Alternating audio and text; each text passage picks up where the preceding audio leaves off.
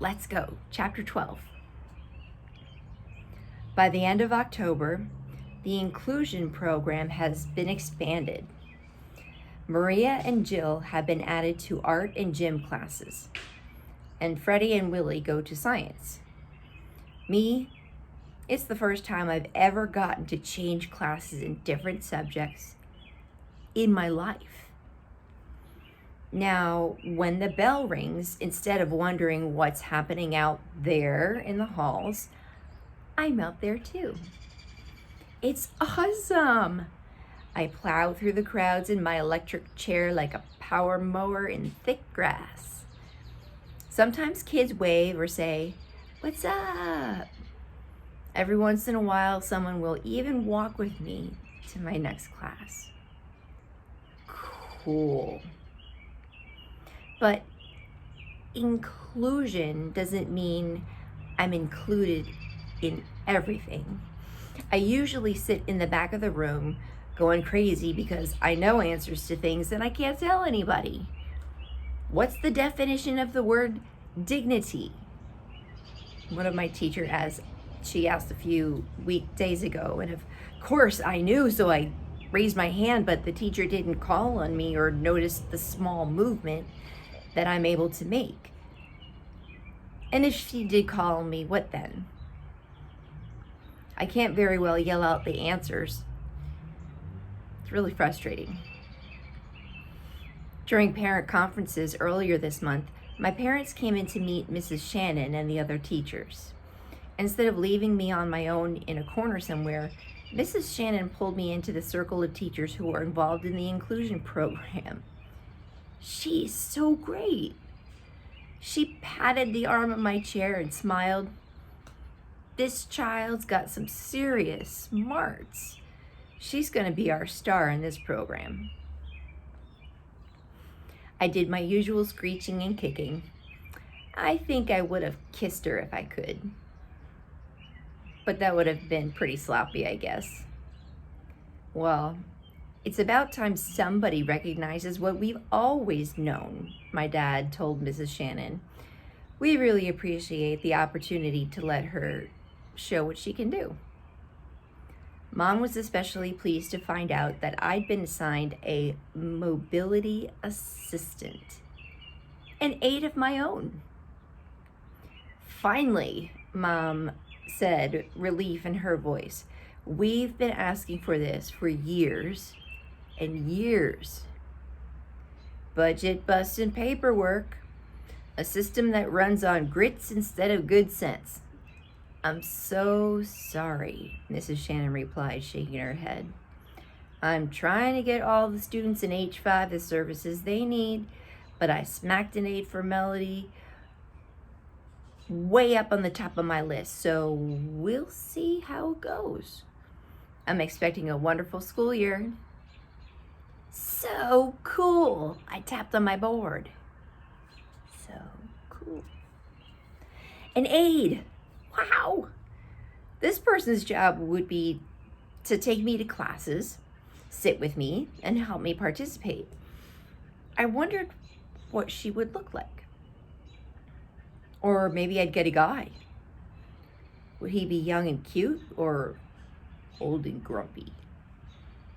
The very next day, my new aide was at school before I was, chatting with Mrs. Shannon in room H5 as we kids were wheeled in.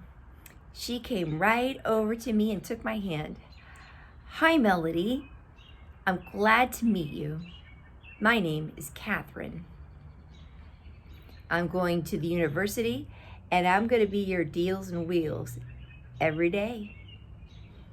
She talked to me like I was just any other student, not a kid in a wheelchair. I tried to kick, but it was hard to hold in my excitement. Oh, I tried not to kick. Yes, she tried not to kick. Cute t-shirt, she said as she checked out the Tweety bird on the front of the new lavender top Mom had bought for me. I pointed to thanks on my board. What's your favorite color? She asked then. I pointed to purple, but slid my thumb over to green. I grinned at her. You're quick, Melody. I can see we both like weird colors. We're going to get along just fine. Catherine was dressed in purple tennis shoes, green tights, a purple suede skirt, and the ugliest green sweater I've ever seen. I wanted to tease her about her outfit, but I didn't want her to think I was mean. After all, I just met her. I searched all over my board for a way to jokingly make fun of her clothes, but I couldn't think of a way to do it, so I gave up. It is so hard to say stuff. So now it's Catherine who helps me at lunch so I don't make a mess, and Catherine who reads off the answers I point to on my board. She's added some more words and phrases to it, and she helped Mrs. Shannon order the books I need to read. She makes sure the headphones don't fall off my ears. The regular 5th grade language arts teacher, Miss Gordon, is not much older than Catherine. She almost explodes with energy and makes books seem like live action plays. She jumps up on the table. Sometimes she sings. She lets the class act out parts of stories, and sometimes she even turns books into games. Where was she when I was a kid, huh? Actually, I had great teachers like that too.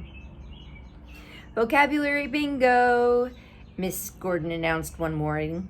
Donuts to the winning team. As they played, my classmates broke their necks to get the right definition, screamed out answers, and groaned when they messed up. In just half an hour, every student in the room knew all 20 vocabulary words. Miss Gordon gave donuts to the losing team too, but the winners got the ones with the chocolate sprinkles. I knew all of the definitions, but the other kids moved too fast for me. Chocolate would have made a mess of my clothes anyway. One unusually warm day this week, Miss Gordon brought in fans and spray bottles of water and let us eat popsicles in class. Orange ones, of course, in honor of Halloween, while she read poems about pumpkins and ghosts. Catherine held my popsicle for me with a paper towel under my chin. We didn't spill one drop. Miss Gordon does other cool things too, like when she decided the class would read the story of Anne Frank, she had kids take turns squeezing into a small space she had built under a table so they could understand how Anne might have felt. I couldn't do that, but I got the idea. And she's assigned other great books this semester. I'm listening to Shiloh by Phyllis Reynolds Naylor and The Giver by Lois Lowry. And there's one called Tuck Everlasting. The kid never gets to grow up. Staying a child forever is not as cool as some folks may think. Because of Mrs. V, I could actually read the books, but the print is usually very small and it's hard for my eyes to stay on the right line. And nobody has figured out the best way for me to hold onto a book without it falling on a floor a million times. So I usually choose the audiobook instead of the written version. I even take tests now. Catherine reads me the questions, and I point to the answers on the sheets she places in my tray. I pass every single test, and she doesn't help me one single bit. I would probably get 100% on each one, but some of the questions require long answers, and I just can't explain with the words on my board. One time in spelling, Miss Gordon read the words aloud, and I pointed to the letters on my board. Catherine wrote down what I pointed to so I could follow along with the test. Claire and Molly, who are always watching me, it feels like, began to complain. "It's not fair," Claire cried, waving her hand to get Miss Gordon's attention. "Catherine cheats for her," Molly added. What is it with those two? It's like they're jealous of me or something, and that's just plain crazy. At the same time, I realized that they actually thought I had it easier. That sure was a first. Last Monday morning, Miss Gordon told the class, as some of you may know, because I do this every year, our long-range 5th grade project this year is our biography unit. We will read the biographies of a famous person, do a report on a famous person of your choosing, and each of you will also write your own autobiography. Well, it's got to be short. What can you do in 11 years? Connor, the big kid, shouted out. Everybody laughed. In your case, Connor, Miss Gordon replied, I'm sure you'll think of way too much. Can I do my report on the guy who invented hamburgers? Connor asked, to more laughter. I doubt if we know who made the first burger, but you can do your report on the person who founded McDonald's. He got rich off of hamburgers and fries. Awesome, my kind of dude, Connor said. Rose raised her hand. I love the fact that she's in all of my inclusion classes. Miss Gordon, when is all this due? Rose is the type of student who takes all kinds of notes in a bright red spiral planner and never misses a homework assignment. Relax, Rose. We've got until the end of May, and I'll walk you through each segment one step at a time. Tomorrow we'll talk about how to write your memories. Rose seemed satisfied, but I noticed she scribbled almost a whole page in her notebook. I'd give anything to do that. But working on stuff the teachers in the regular classes assigned is just plain awesome. History class is even better than language arts class, even though the teacher, a man named Mr. Dimming, has none of Miss Gordon's spark. Balding and pudgy, he's been teaching at the school for over 20 years. And kids say he's never been absent, not even once. Clearly, he loves what he does. His car is always in the parking lot when our bus rolls in and is always there when we leave for the day. I've never seen him without a crisp white shirt and a colorful tie. I wonder if his wife picks them out. Some of them are really sharp. Mr. D loves history.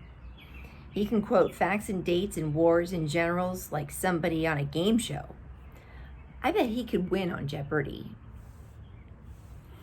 The other students don't seem to like Mr. Dimming much. They call him Dimwit Dimming behind his back.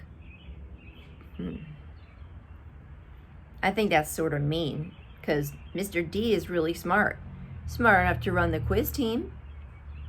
When Mr. Dimming got to American presidents in class, I rocked. He gave the students a list of presidents and all their vice presidents and told us there would be a test next week. Catherine read the names to me several times. I never even heard of some of these men, she admitted to me as we went over the list the first time.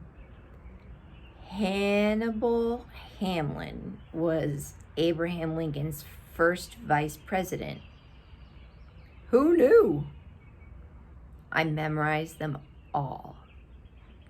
When Mr. Dimming gave the test, all I had to do was point to the right answers. He checked to make sure that Catherine wasn't helping me. I even finished before some of the other kids. While Mr. D was returning the test papers, he gave the class a few minutes of free time to sharpen pencils or stretch or talk. I was surprised to see Rose walking toward my desk. How did you do on the test, Melody? She asked. I only got a 75. She looked disappointed. I'd gotten an 85, but I was so excited that she came over to me that I got all mixed up, so I pointed to a 5 and then an 8 on my board. She touched my she touched my arm, her eyes full of sympathy. Oh, Melody, don't worry, she said. You'll do better next time. And she did this right in front of Molly and Claire and the rest of the class. There was no way I was going to tell her what I really got on the test. I tried to think of something to say so she'd stay longer. Pretty and shirt was all I could come up with using my lame board.